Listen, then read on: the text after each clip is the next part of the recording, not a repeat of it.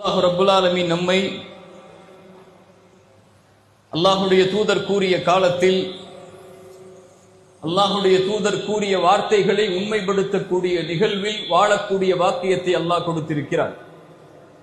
ரசூலுல்லாஹ் ஸல்லல்லாஹு அலைஹி வஸல்லம் அவர்கள் சொன்னார்கள், ஒரு காலம் வரும், அந்த காலத்தில் அல்லாஹ் ரப்புல் ஆலமீன் சோதனைகளையும் சிரமங்களையும் அல்லாஹ் அடுத்தடுத்து கொடுத்து கொண்டே இருப்பான்.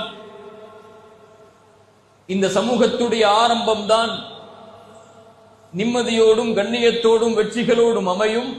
இறுதி காலம் நெருங்கும் போது சோதனைகளும் சிரமங்களும் அதிகமாகும்.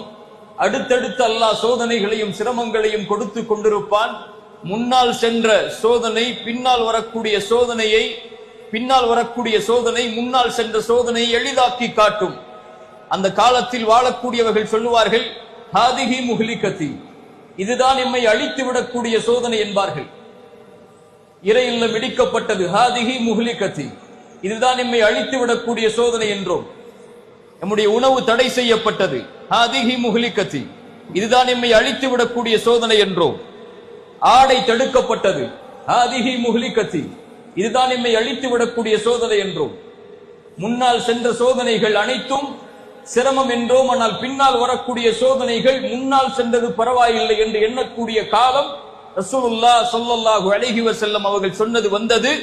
அதில் வாழ்ந்து கொண்டிருக்கிறோம். இப்போது சொல்கிறோம், எங்களுடைய நிலங்களை நீங்கள் எடுக்கிறீர்கள், ஹாதிஹி முஹ்லிகதி, இன்னொன்றும் வரும், ஹாதிஹி முஹ்லிகதி.